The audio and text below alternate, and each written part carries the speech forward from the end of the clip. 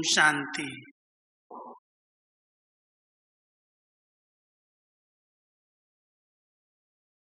वर्तमान समय प्रमाण हमारी स्थिति, सेवा और जिम्मेवारियां।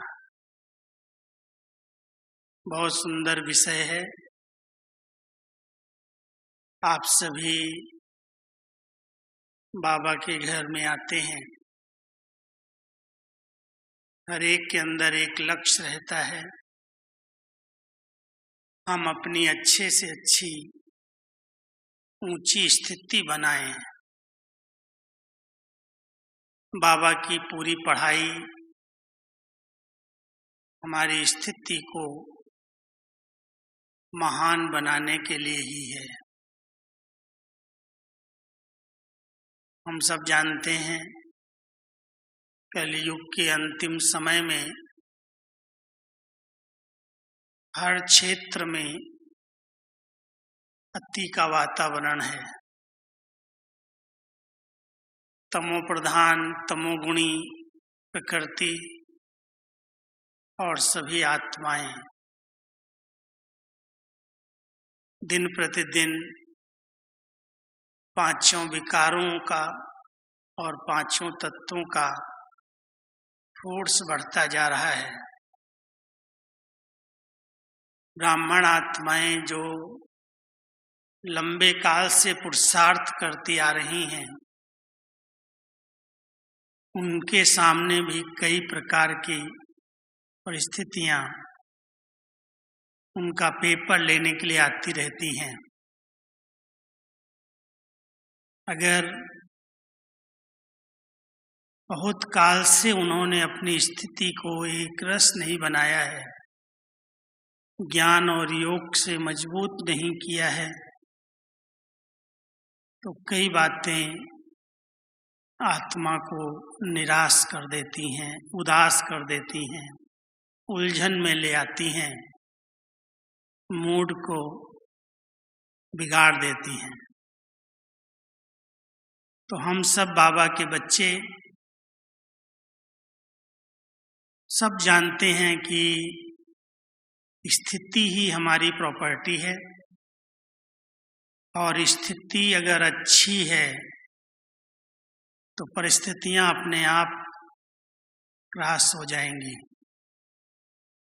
हमारी ऊंची मंजिल पर पहुंचने में ये रुकावटें नहीं डालेंगी। कई बार जो बातें मन चित्त में भी नहीं होती, अचानक पेपर बन करके सामने आती हैं। लेकिन जिन्होंने बहुत काल से स्वस्थिति पर ध्यान दिया है, उन बातों की परवाह नहीं करते, बहुत सहज उनको क्रॉस कर लेते हैं। श्रेष्ठ स्थिति इस ब्राह्मण जीवन का मेडल कहें। हर एक ब्राह्मण आत्मा को श्रेष्ठ स्थिति का मेडल लेने की आवश्यकता है। और कोई मेडल हमें प्राप्त हो या न हो, वैसे तो बाबा इस बैज को मेडल कहते हैं, लेकिन जिन आत्माओं ने अपनी स्थिति पर ध्यान दिया है, कुछ भी हो जाए अचल अडोल एक रस रहते हैं। कैसी भी परिस्थितियां आ जाएं, हलचल में नहीं आते। गम के बादल भी आ जाएं तो भी वो बेगमपुर के बादशाह रहते हैं, बेफिक्र बादशाह रहते हैं। जिनकी स्थिति हर बात में बहुत धैर्यवत है, गंभीर है, जो हर बात को सोचते समझते और फिर निर्णय लेते हैं। बाबा अपने बच्चों को ऐसी श्रेष्ठ स्थिति में देखना चाहते हैं। साकार बाबा की मुरलियां याद आती हैं। कि अगर कोई बच्चा मेरे पास आए और पूछे कि बाबा अगर इसी समय मेरा शरीर छूट जाए तो मुझे क्या पद प्राप्त होगा, तो बाबा बता सकते हैं। शायद ही किसी ने पूछा हो बाबा से, लेकिन हम सब जानते हैं कि मान लो अचानक कोई भी कारण से आत्मा इस शरीर से निकले तो मेरी अंत मति सोगति क्या होगी। क्या हमने ऐसी श्रेष्ठ स्थिति अपनी बना ली है, इतनी पुण्य की पूंजी हमारे पास जमा है, इतना दुआओं का स्टॉक जमा है, ऐसी सुंदर खुशनुमा स्थिति रहती है जो अगर शरीर छूट जाए तो भी और अगला जन्म और अच्छे से अच्छा हो। बाबा तो अपने बच्चों को समय पर समय इस बात पर अटेंशन खिंचवाते हैं, क्योंकि पेपर तो 1 सेकंड का ही होगा। अंतिम पेपर 1 सेकंड का ही होगा। उसी में निर्णय हो जाएगा कि अंत मति सोगति क्या हुई। इसके लिए बहुत काल से अपनी स्थिति को एक रस बनाने पर हम सबको बहुत ध्यान देने की आवश्यकता है। किन बातों का ध्यान रहे तो हमारी स्थिति कभी डगमग नहीं होगी। एक तो हम सब बाबा की मुरली से प्यार करते हैं, जैसे जीवन दाता से प्यार है ऐसे जीवदान देने वाली मुरली से भी प्यार है। और मुरली ही हम ब्राह्मण आत्माओं के लिए श्रेष्ठ मत है, श्रीमत। जिन बच्चों ने मुरली को बहुत ध्यान से पढ़ा है, सुना है, उसको यथार्थ रीति से समझा हुआ है, उन्हें श्रीमत की हर आज्ञा का समय पर ध्यान आ जाता है, याद आ जाती हो बात कि बाबा ने इस परिस्थिति में इस बात से हम सबको हल बताया हुआ है। क्योंकि निर्णय तो 1 सेकंड का ही होता है। अगर उतावलेपन में आकर के कोई भी हमने जवाब दे दिया तो टकराव की स्थिति बन जाती है, मूड खराब हो जाती है, अपसेट हो जाते हैं, खुशी गायब हो जाती है। लेकिन अगर तुरंत बाबा की टचिंग आ जाए कि बाबा ने इस बात के लिए, इस पेपर में पास होने के लिए ये सुंदर विधि बताई है, तो उस विधि को याद करते ही उस परिस्थिति पर हमारी विजय हो जाएगी। इसलिए हम सबको श्रीमत यथार्थ रीति से समझना आवश्यक है, क्योंकि श्रीमत में ही मनमत और परमत मिक्स हो रही है। मन की मत भी मिक्स होती है कि बाबा तो कई बार बच्चे कह देते हैं, बाबा तो कहते हैं बच्चे पास तो 8 ही होंगे, 16,108 की माला तो है, लेकिन नंबरवार सबको सजाएं खानी पड़ेंगी। कई ऐसी बातें हैं जो बाबा की मुरलियों को लेकर के हम लोग दिल शिकस्त भी नहीं होते, लेकिन अलबेले अवश्य हो जाते हैं। सोचते हैं जब पास ही 8 होंगे तो हम क्यों इसके लिए रेस करें। इसलिए बाबा अपने बच्चों को बहुत रमणीकता से कहते हैं कि बच्चे तुम पास होकर के दिखाओ, मैं माला तो कई लड़ियों की बना दूंगा। डिवीजन तो फर्स्ट डिवीजन है, केवल 1-2 नहीं है। डिवीजन में कई लोग फर्स्ट में आ सकते हैं। तो हम सब बाबा के बच्चे कभी भी बाबा की ऐसी ऐसी बातों को मनमत से अलबेलेपन के रूप में यूज न करें।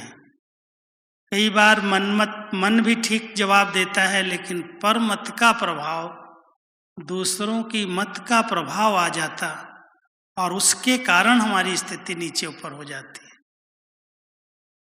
अगर दिनचर्या में हम एक्यूरेट रहें, कोई खास पुरुषार्थ भले न करो, लेकिन बाबा ने अपने बच्चों के लिए बहुत सुंदर अमृत वेले से रात्रि सोने तक की दिनचर्या बना करके दी है। और उस दिनचर्या पर हमारा ध्यान अगर रहता है, अमृत वेले उठने की, उसके बाद इस शरीर रूपी मंदिर को सजाने की, स्नान करने की, उसके बाद रेगुलर बाबा के महावाक्य सुनने की, उसके बाद कर्म योगी में बीच बीच में संकल्पों की ट्रैफिक को कंट्रोल करने की, भोजन बाबा को खिला करके खाने की, सैर के समय कंबाइंड होकर के साथ रहने की, रात्रि में नमाज शाम के समय स्पेशल मनसा सेवा करने की, और रात्रि में अपना पूरा पोता मेल दे करके बाबा से गुड नाइट करके नियम पूर्वक सोने की। ये सब श्रीमत मिली हुई हैं अमृत वेले से रात्रि तक के लिए। 3-4 दिन पहले बाबा की मुरली पढ़ रहा था, बाबा ने बड़े प्यार से एक शब्द यूज किया, अंदर चला गया, लगा कि बच्चे बाबा की कम मानते हैं, माया की बहुत मानते हैं। क्या कहा था बाबा ने, याद है? बाबा कहता है बच्चे रात को जब सोने जाते हो तो आधा घंटा योग करके फिर सो। लेकिन बाबा की बच्चे मानते नहीं, माया की मानते हैं। फिर कहते हैं क्या करूं, स्वप्न ठीक नहीं आते हैं, बहुत संकल्प विकल्प चलते हैं, अमृत वेले जब योग करते हैं तो नींद आती है, योग ठीक नहीं लगता है, बहुत आलस्य आता है, मैं क्या करूं, कैसे करूं। अनेक प्रकार के प्रश्नों में अगर कोई आत्मा उलझ रही है तो उसका कारण कहीं न कहीं मनमत और परमत या दिनचर्या में कहीं भी अलबेलापन है। अगर ब्राह्मण आत्माएं सचमुच अपनी स्थिति पर ध्यान दें और एक संकल्प कर लो कि कुछ भी हो जाए, निंदा हो, स्तुति हो, मान हो, अपमान हो, जय हो, पराजय हो, कैसी भी बातें आए, बातें बातें हैं, मैं अपनी स्थिति को बिगाड़ने नहीं दूंगा। कभी भी चिड़चिड़ेपन में भी ना करके कभी जवाब भी चिड़चिड़ेपन का ना दूंगा। संकल्प करना चाहिए। और सचमुच मुझे याद आता है कि जब मैं शुरुआत में सेवाएं शुरू की और मैं अपनी डिपार्टमेंट में अकेला ही था, मेरे पास साथी नहीं थे और कई कार्य इतने सारे, क्योंकि जो हाँ जी करते हैं उनके ऊपर सेवाएं भी आती हैं। तो जब मैं करता था तो मुझे कमरा और ऑफिस एक साथ मिल गया और फोटोकॉपी मशीन थी, टाइपिंग का काम भी था और सारी सेवाएं कई प्रकार की थी। तो जब कोई ऐसी सेवा आती थी, जब हम सो जाते थे गहरी नींद में, उसी समय भाई साहब अर्जेंट अभी अभी करके दे दो, अर्जेंट काम है अभी अभी, अरे भाई अभी अभी हम सोए हैं। चिड़चिड़ा बनाता था एकदम। कर तो देता था क्योंकि करना तो पड़ेगा, सेवा पर है हम, लेकिन अंदर से एकदम जैसे लगता था कि क्या है ये सेवा, दिन रात कोई नींद का, कोई फुर्सत का टाइम ही नहीं अपने लिए। तो कई बार ऐसे होता है। फिर हमने संकल्प किया ये सेवाएं तो आएंगी जाएंगी, मेरी स्थिति चिड़चिड़ी नहीं होनी चाहिए, कुछ भी हो जाए। और सचमुच मुझे बाबा ने मदद की, सेवाधारी मिले, साथी मिले, मदद किया उन्होंने, लेकिन ध्यान दिया तो इस पर विजय हो गई। बहुत सारी बातें आती हैं, बहुत सारे काम आते हैं, अर्जेंट होते हैं, और जब अर्जेंट काम करने के लिए बैठते हैं उसी समय कोई ना कोई मिलने वाला आता है, उसी समय ऐसे कोई फोन आ जाते हैं। मैं सोचता हूँ कि ये भी शायद बाबा मेरी परीक्षा ले रहा है। ये काम अभी अभी करके मुझे देना है, जरूरी है, और इसी समय मुझे कोई मिलने आ गया, मुझे 10-15 मिनट, आधा घंटा उसको देना है। बाबा के ऊपर छोड़ देता हूँ, बहुत हल्के होकर के उस काम को उतार देता हूँ। और सचमुच बाबा कैसे वो करा लेता है, कभी भी आज तक कोई भी कार्य, सेवाएं अनेक हैं लेकिन पेंडिंग वर्क नहीं रहा है। कभी भी ऐसा नहीं रहा कि मेरा पेंडिंग रह गया, मेरा माथा भारी, मुझे ये करना ही पड़ेगा, अगर नहीं करूँगा तो मेरे पीछे सारे विश्व की आत्माओं का भोजन जो है वही रुक जाएगा। क्योंकि अभी एक जवाबदारी जानते हो आप सब, पूरे 140 देशों में और गांव-गांव के अंदर भी जहां भी बाबा के घर मुरली चलती हैं, उन सबको एक ही तिथि की मुरली मिलनी चाहिए। एक ही तिथि। जो मधुबन में हम सुन रहे हैं, वो एक अर्जेंटीना का कोने में बैठा हुआ व्यक्ति या एक बहुत छोटे से गांव में बैठा हुआ व्यक्ति वही मुरली सुनना चाहता है। वो कहता है हमको पुरानी मुरली क्यों दी गई है। अब वो मुरली तैयार करके भेजना है तो जवाबदारी तो है, सेवाएं तो हैं, इसलिए बहुत अटेंशन देना पड़ता है। टेंशन नहीं, बाबा कहता टेंशन नहीं रखो, टेंशन के आगे आ लगा दो, ए लगा दो, अटेंशन रखो। अगर सचमुच कोई अटेंशन रखे कि मुझे अपनी स्थिति को बिगड़ने नहीं देना है, सेवाएं अपने स्थान पर हैं और बाबा कराएगा। हमें तो यही भान आता है कि 1000 भुजाओं वाला बाबा हमारे साथ है, जो कराने वाला वो सर्वसमर्थ है, कोई काम पेंडिंग नहीं रहेगा, मैं अपनी स्थिति को बिगड़ने न दूं। अगर सचमुच कोई ने अपनी स्थिति पर पहरा दिया है, बातें आएंगी, खत्म हो जाएंगी। मूड बिगड़ने न दो, मूड सदा एक रस रहे, खुश नुमा रहे, इसके लिए टेंशन दो, वही श्रेष्ठ स्थिति का आधार है। मान लो आप अपसेट हो गए। मम्मा की एक बात मैं सुनाता हूँ, मम्मा की बहुत सारी मुरलियाँ मैंने टाइप की हैं।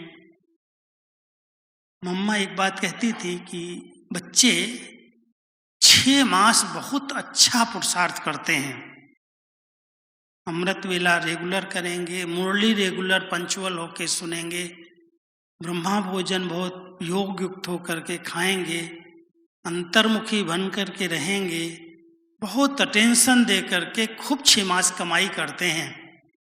लेकिन कोई ऐसी घड़ी आती है, कोई ने कोई बात कह दी, अच्छी नहीं लगी, तो सारी 6 मास की कमाई 15 मिनट के जोश में खत्म कर देते हैं। एक भी अपशब्द बोल दिया, कुवचन निकल गया, गुस्से में आ गए, ज्वाला रूप स्थिति बन गई, विकारों का ज्वाला रूप, भारी हो गए, चिड़चिड़े हो गए, अपसेट हो गए, किसी का डिसरिगार्ड कर दिया, तो जो 6 मास का अच्छा रिकॉर्ड है वो 5 मिनट में सारा पानी फिर जाता है। जैसे काम विकार के लिए बाबा कहते हैं कि बच्चे इतने सालों की कमाई 1 सेकंड के अंदर विकारों के अधीन होकर के सब गंवा देते, ऐसे ही क्रोध भी महाशत्रु है, और क्रोध से व्यक्ति की स्थिति का पता चलता है। इसलिए हर एक बाबा के बच्चे को एक प्रतिज्ञा करनी चाहिए, संकल्प करना चाहिए, अच्छी स्थिति माना, कुछ भी हो जाए मेरे चेहरे की खुशी, मुस्कुराहट, धैर्यता समाप्त न हो, अधीर होकर के जवाब न दिया जाए, बहुत खुशनुमा मूड में रहें, हल्के होकर के रहें। दादी जानकी जी हमें एक शब्द देती हैं, 3 गोलियां रोज सवेरे सवेरे खा लो, हेल्दी रहोगे, स्वस्थ रहोगे। एक धैर्यता की गोली है, एक प्रेम की है, एक शांति है। प्रेम, शांति और धैर्यता, अगर ये 3 गोलियां रोज सवेरे सवेरे खा लें तो बातें तो आएंगी, परिवार हैं, संगठन है। और एक बात हमारी दादियाँ एक बात हमें समझाती हैं और बाबा भी कहते हैं, यही ब्राह्मण परिवार जिनके साथ हम सबका 84 जन्म में कोई न कोई हिसाब रहा है।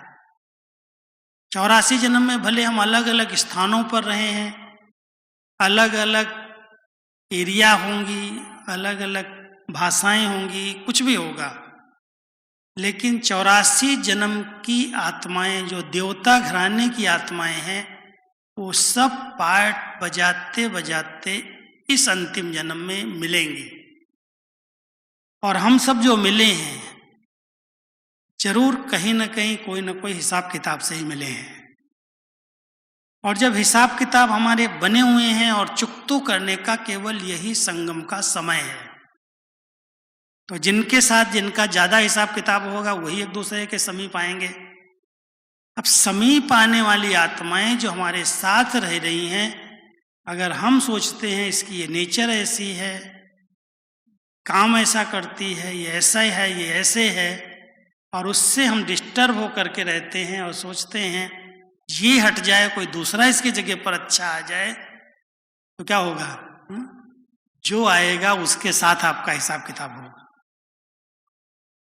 इसलिए इस बात को बहुत अंडरलाइन करके चलना है कि हमको जैसी भी आत्माएं हैं, हमारी मनोहर दादी जी को एक बाबा बहुत प्यार से, बहुत रिस्पेक्ट से एक शब्द देते थे, हर एक के साथ वो मिल करके चलते, मिलनसार है। तो उसको रमणीकता से बाबा कहते थे आलू मिनिस्टर।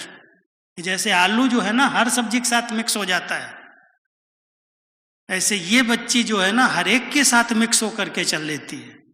कहीं भी उसको भेज दो, किसी भी सेवा में भेज दो, सबके साथ मिल करके हंसते बहलते खिलते सबके साथ एडजस्ट हो जाती थी। और बहुत अच्छी स्थिति, डिस्टर्ब होकर के किसी को कभी जवाब नहीं दिया हो, हंसते बहलते बाबा की कहानियां सुनाते सुनाते अपना पाठ बजाया। तो हम सब इस बात को अंडरलाइन करें कि हम सेवाएं कितनी भी करें, सेवाएं अपने स्थान पर हैं, सेवाएं हम सबकी जवाबदारियां हैं।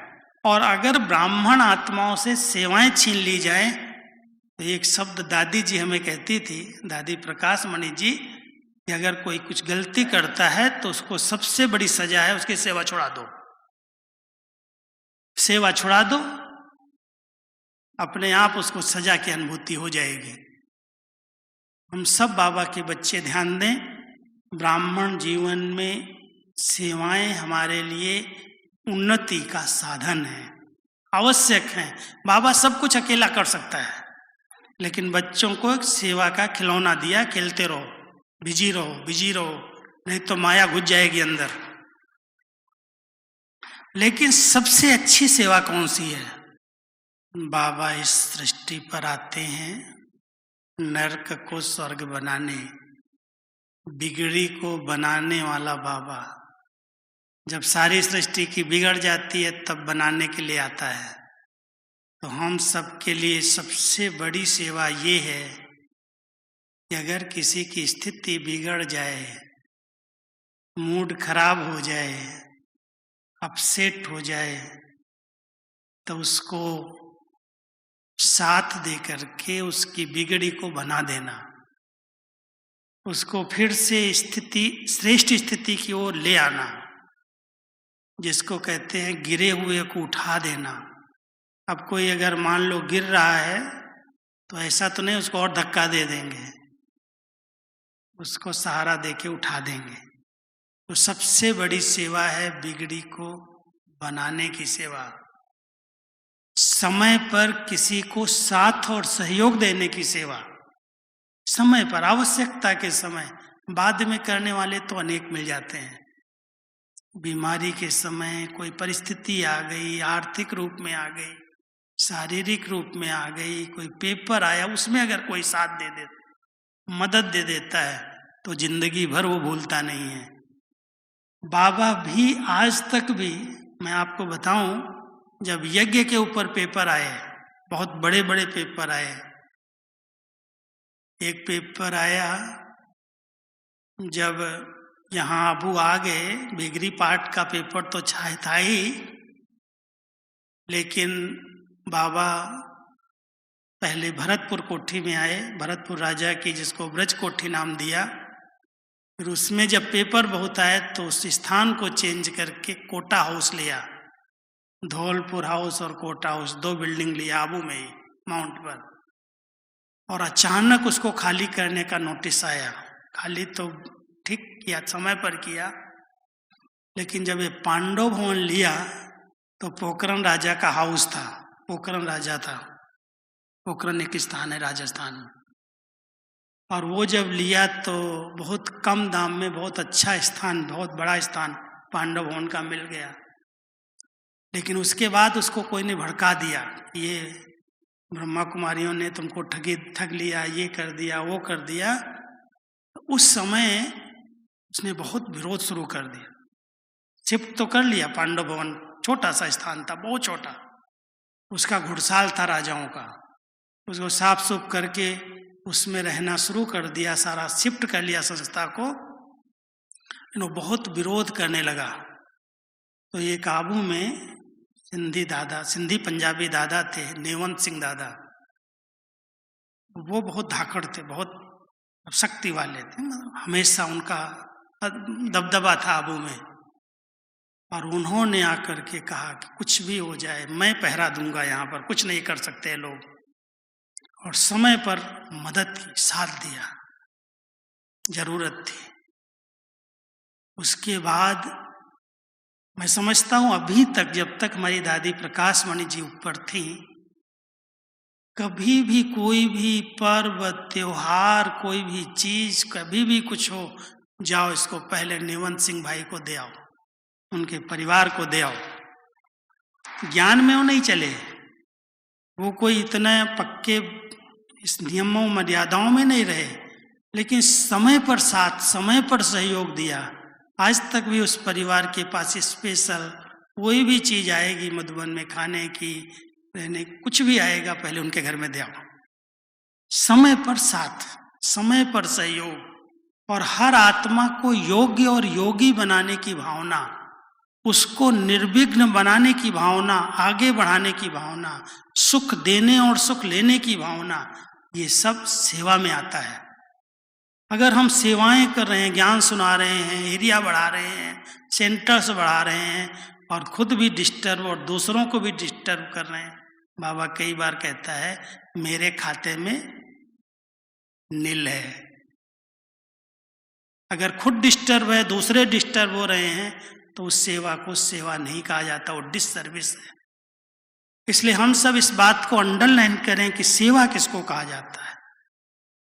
अगर सचमुच अंदर की भावनाओं में त्याग है, तपस्या है, निस्वार्थ भावना है, सच्चे दिल से रहम की भावना से अगर हम किसी को ज्ञान देते हैं, उसकी उन्नति के बारे में सोचते हैं, तो कहेंगे ये सेवाधारी ठीक है, सच्ची सेवा है, निस्वार्थ सेवा है। तो हम सबको बाबा ने सेवाधारी बनाया है। हम मनसा भी कर रहे हैं, वाचा भी कर रहे हैं, कर्मणा भी कर रहे हैं, तन से भी करते हैं, मन से भी करते हैं, धन से भी करते हैं। जो जिसकी विशेषताएं हैं, संगम युग भाग्य बनाने का युग है।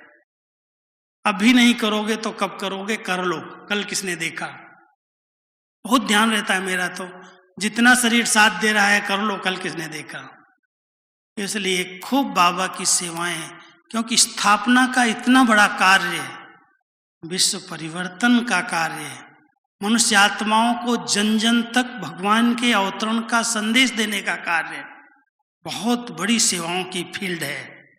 और ऐसी सेवाओं के बीच में अगर मेरी स्थिति ही डगमग है तो हम सेवा क्या करेंगे। इसलिए स्थिति पर पहले ध्यान दें। अच्छी स्थिति वाली आत्माएं एक स्थान पर बैठे हुए शक्तिशाली वाइब्रेशन से वायुमंडल को चेंज करने की सेवा, बहुत बड़ी सेवा है। जवाबदारियां क्या है, इस प्रकृति को पावन बनाना, इतनी बड़ी विश्व की आत्माओं को मुक्ति और जीवन मुक्ति का संदेश दे करके उनको मुक्ति देना।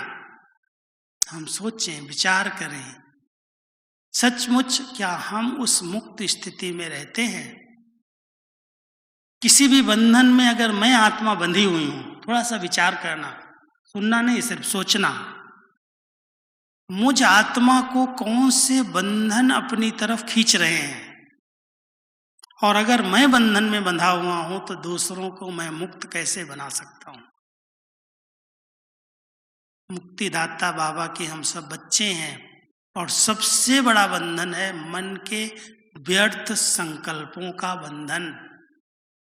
अगर मन में व्यर्थ संकल्प बहुत चलते हैं, बहुत इच्छाएं हैं, बहुत कामनाएं हैं, बहुत संग्रह वृत्तियां हैं, मन एकदम अशांत रहता है, तनाव में रहता है, चाहिए चाहिए कि अनेक चाहनाएं अंदर भरी हुई हैं, बंधन खींचेगा। और वो बंधन अगर मन को खींच रहा है, हम मुक्त नहीं हैं, तो हम मुक्तिदाता कैसे बन सकेंगे। इसलिए हमारी जवाबदारियां, जो मैं सोचता हूं, आप सब सोचना, इस पर विचार करना, हम सब की जवाबदारियां भी हैं। जब बच्चे बड़े हो जाते हैं तो माँ बाप चाहते हैं जो मैंने इनको पालना दी है, अब ये पालना का रिटर्न करें। अगर हमने इतने वर्षों से बाबा की पालना ली है, जो भी हमें पालना मिली है, हम सब उस पालना की रिटर्न देने के जवाबदार हैं। और वो जवाबदारी ये है, सबसे पहले मुझे स्वयं को बदलना है। स्वयं को बदलना, दूसरा बदल जाए, कई बार हमारी नजर ये रहती है ये बदल जाएगा तो सब ठीक हो जाएगा। बाबा ये बात बहुत अंडरलाइन कराते हैं, बच्चे वो कभी नहीं बदलेगा जब तक तुम खुद को नहीं बदलोगे। खुद के बदल लो तो वह सामने वाला अपने आप बदल जाएगा। तो हम इस बात को अंडरलाइन करें कि हमारी जवाबदारियां क्या हैं। मर्यादाओं पर चलने की जवाबदारी है। परिवार में हर एक को रिस्पेक्ट की जरूरत है, हर एक को रिगार्ड देने की जवाबदारी है। यज्ञ की रक्षा करने की जवाबदारी है। कहीं भी यज्ञ के ऊपर कोई भी प्रकार की आंच ना आए, उसको सेफ रखने की बहुत बड़ी जवाबदारी है। हम सब बाबा के यज्ञ रक्षक बच्चे हैं, और यज्ञ हमारा दिन प्रतिदिन वृद्धि को प्राप्त हो रहा है। इसमें कोई विघ्न न पड़े, कोई रुकावट ना आए, हम खुद निर्विघ्न रहें और अपने यज्ञ को निर्विघ्न बनाएं। उसके लिए कुछ भी करना पड़े, वो जवाबदारी है। बाबा ने हम सबको योग्य बनाया है, योगी बनाया है, और कहता है बच्चे जवाबदार समझ करके ये ठीक नहीं चल रहा है, ये ठीक नहीं कर रहा है, कंप्लेन मत करो, उसमें हिस्सेदार आप भी हो। कंप्लेन करने की बजाय तपस्या करो, शुभ भावनाएं रखो, अपनी अच्छी स्थिति बनाओ, जो आपको देख करके आपको फॉलो करने लगे। जो कर्म मैं करूँगा मुझे देख सब करेंगे, और जैसी मेरी वृत्ति होगी वैसा वायुमंडल बनेगा। ये जवाबदारी है। क्या हमने अपनी वृत्तियों को इतना शुद्ध, इतना पवित्र, इतना निर्मल बनाया है, जो जहाँ मैं जाऊँ हमारी वृत्ति से एक बहुत सुंदर वातावरण क्रिएट हो जाए। आज हमारी दादी जहाँ जाती हैं, आप देखते हो, क्लास कराएं या न कराएं, इतनी बड़ी उम्र में जहाँ जाती हैं वहाँ का माहौल कितना खुशनुमा हो जाता है। कितने लोग प्रभावित हो जाते हैं दादी को देख करके ही वाह वाह करने लगते। उनकी वृत्तियां ऐसी शुभ हैं, बहुत अच्छी कल्याण की भावनाएं हैं, और उस वृत्तियों की शुद्धता के कारण वो जिस स्थान पर आत्मा जाती है वो वायुमंडल को चेंज कर देती है। ये जवाबदारी हम सब की है, एक की नहीं है। अगर सब बाबा के बच्चे लक्ष्य रख करके चले कि बाबा ने हमें श्रेष्ठ शुभ चिंतन में रहना सिखाया है, आदत डाल लो, शुभ चिंतन में मुझे रहना है। और शुभ चिंतन उनका ही चलता है जो स्वचिंतन करते हैं, जो ज्ञान चिंतन करते हैं, जिनके बुद्धि में सारा दिन ज्ञान टपकता है। इतनी बाबा की मुरलियां हम सुनते हैं, वरदान सुनते हैं, अव्यक्त इशारे सुनते हैं, कितनी अच्छी अच्छी हमारे पास साहित्य हैं, ज्ञानामृत निकलती है, और कितनी पुस्तकें हैं जो हमारे चिंतन को बहुत शक्तिशाली बनाती हैं, बहुत पॉजिटिव बना देती हैं। और जो बात चिंतन में घूमती रहती है, जो संकल्प वृत्ताकार में रिपीट होते रहते हैं वो वृत्तियां बन जाती हैं, और वो सूक्ष्म वृत्तियां वायुमंडल को चेंज करती हैं। इसलिए बाबा चाहते हैं सबसे बड़ी सेवा ये है, वर्तमान समय दुनिया का वायुमंडल बहुत पतित, बहुत विकारी बनता जा रहा है, तमोगुण प्रधान है। और ऐसे समय में जब हर नर नारी विकारों की आग के अंदर जल रहा है, ऐसे समय पर मेरे बच्चे फायर ब्रिगेडर बने। हो सकता है, फायर ब्रिगेड ढूंढने की जरूरत नहीं है। आग लगी है दुनिया के अंदर, वैसे भी कहीं आग लगती है तो फायर ब्रिगेड वाले पहले ये नहीं पूछते हैं किसने लगाई, क्यों लगाई, कहाँ से लगी, क्या करते हैं? पहले जा करके दौड़ते हैं बुझाने के लिए, बुझने के बाद इंक्वायरी करने वाले इंक्वायरी करते हैं। लेकिन यहाँ तो कहीं आग लग जाए तो उसको फैलाने की कोशिश करते हैं, कुछ हो जाए नीचे ऊपर बात, फटाफट इतने बड़े बड़े लेटर लिख देते हैं, फैलाने की कोशिश करते, बुझाने की कोशिश नहीं करते। ये सेवा नहीं है। इस पर ध्यान देना कि अगर कोई भी नीचे ऊपर परिवार के बीच में बात होती भी है, सुनाई देती है, कोई बताता है, दिखाई भी दे जाती है, तो भी हमारा फर्ज कहता है उस लगी हुई आग को मैं बुझाने का प्रयास करूं, उसको फैलाऊं नहीं, उसको वातावरण में आने न दूं। बहुत योग युक्त स्थिति सबसे अच्छा बुझाने का साधन है, योग का प्रयोग करो। और मैं तो सभी को कहता हूं, अभी जनवरी मास आ रहा है, आप सभी 1 मास के लिए प्रतिज्ञा करके जाओ बाबा के घर से। मधुबन से हमने 18 दिसंबर से 18 जनवरी के लिए डायरेक्शन भेजे हैं। आप सब प्रतिज्ञा कर लो, 1 मास हमें अपने यज्ञ को निर्विघ्न बनाने के लिए, अपने ब्राह्मण आत्माओं को हर विकार से मुक्त कराने के लिए, इस वायुमंडल को पवित्र शुद्ध बनाने के लिए, भारत को पुनः देवभूमि बनाने के लिए हम सब 1 मास ऐसी तपस्या करें जो बाबा कहता है आप बच्चों से, आपकी सूरत से बाबा की सीरत दिखाई दे। ये जवाबदारी है। बाबा का ये पार्ट जो चेंज हो रहा है, ये हम सबको इशारा कर रहा है कि बच्चे अब एक एक बाबा के समान बन जाओ। आपकी दृष्टि, आपकी रूहानियत, आपकी मुस्कुराहट, आपकी टेंशन मुक्त जीवन, बिल्कुल मुक्त, बेफिक्र वासा वाली जीवन, इच्छा मात्रम अविद्या वाली स्थिति, बहुत उपराम और न्यारी प्यारी स्थिति, नष्टो मोहा स्थिति, एक रस अचल अडोल अंतर्मुखी स्थिति, बेफिक्र बादशाह की स्थिति, ये सब श्रेष्ठ स्थितियां हैं। और ये सब श्रेष्ठ स्थितियां हमें बनानी है। उसके लिए क्या पुरुषार्थ करें? कोई गहरे पुरुषार्थ की जरूरत नहीं है, केवल 2 बातों का ध्यान देना। एक, जितना समय हो सके मैं आत्मा इस भ्रकुटी आसन पर विराजमान हूं।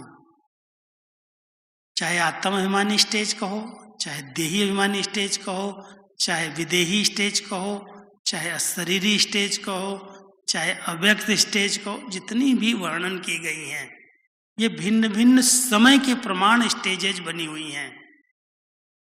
समय अनुसार कर्म कर रहे हैं, हम आत्म अभिमानी हैं, बातचीत कर रहे हैं, देही अभिमानी होकर के कर रहे हैं, योग में बैठे हैं, शरीरी स्टेज है, फरिश्ता स्टेज है।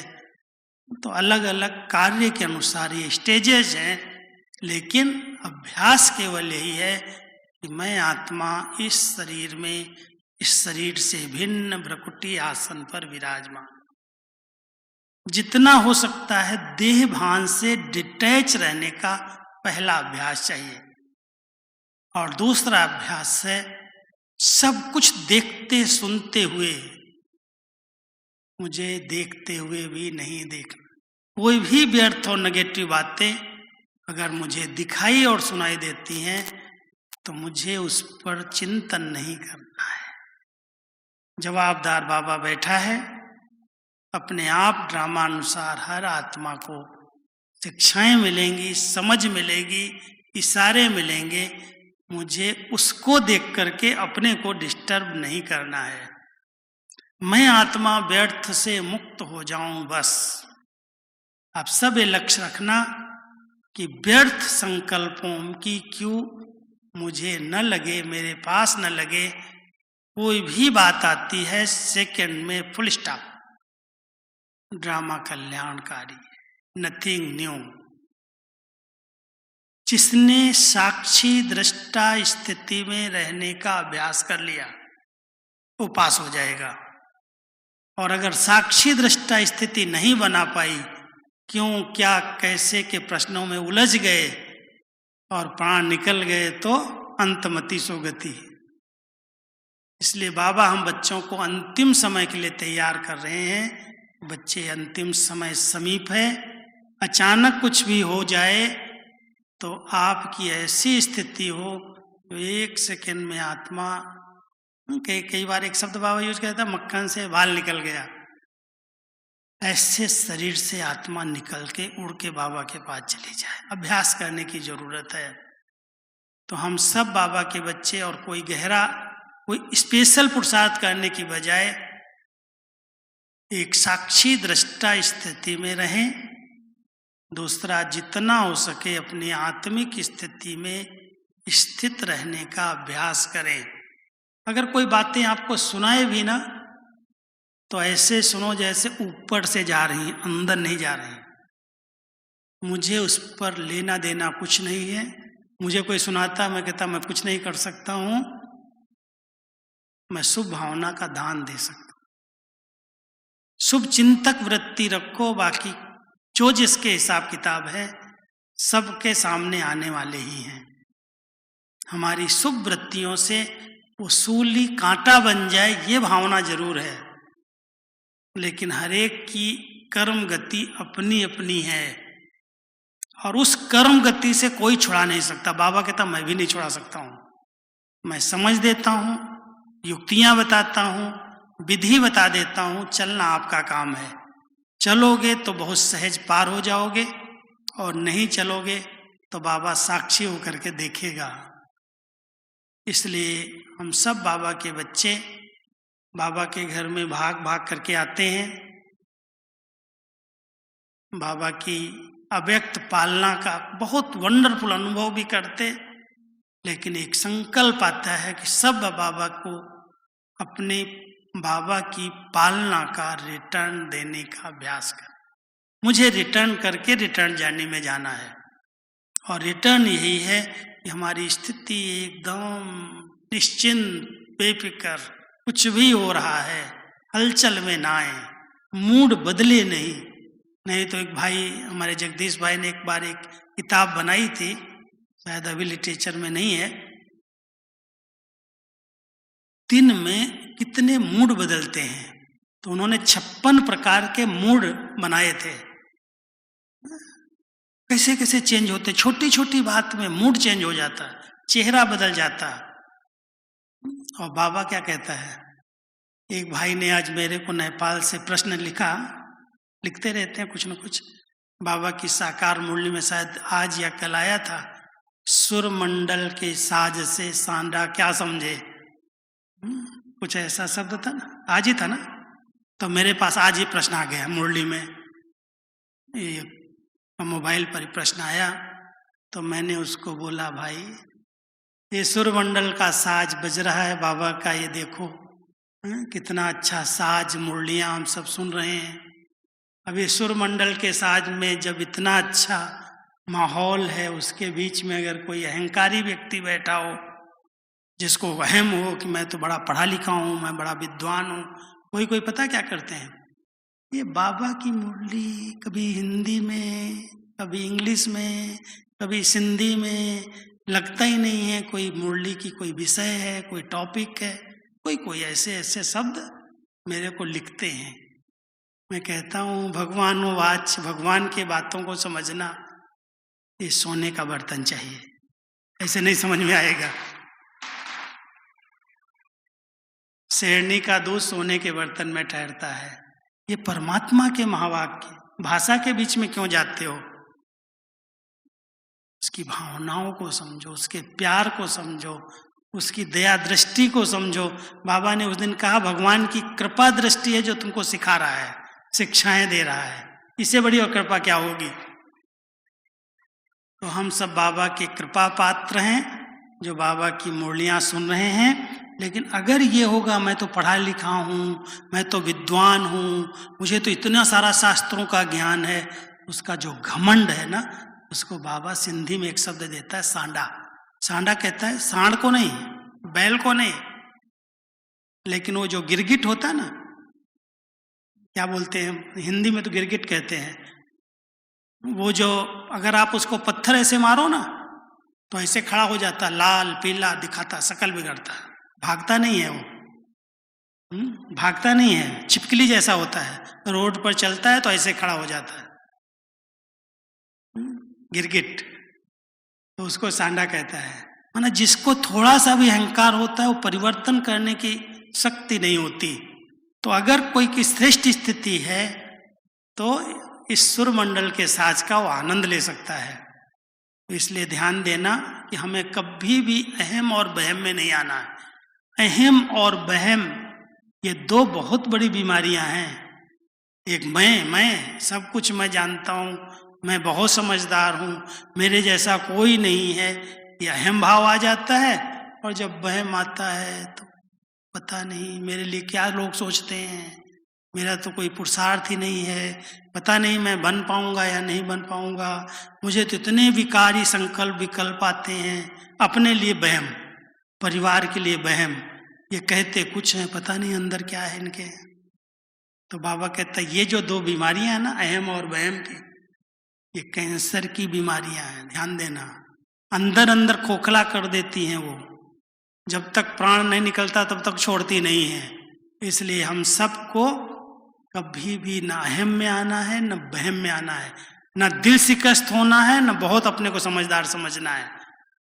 अगर हम बहुत निर्माण चित्त, नम्र चित्त होकर के चलते हैं, कोई प्रकार का अहंकार नहीं है, बाबा पढ़ा रहा है, हम सब पढ़ रहे हैं, वो जैसे बनाना चाहता वो बना रहा है, जो कराना चाहता वो करा रहा है। हम लोग क्या कर रहे हैं?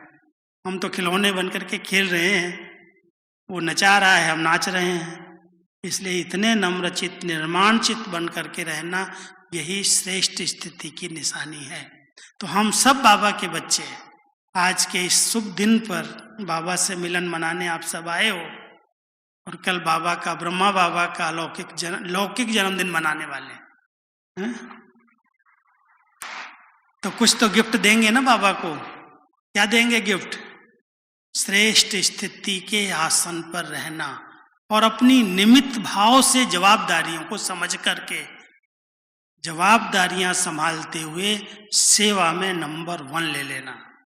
ठीक है? ओम शांति। चलो 3 मिनट के लिए अपने भ्रकुटी आसन पर बैठो, इस शरीर से डिटैच हो जाओ, ऐसे लगे कि बाबा की सब शक्तियां मेरे ऊपर डायरेक्ट आ रही हैं और मैं आत्मा उस सर्वशक्तिमान की शक्तियों का अनुभव कर रही हूं।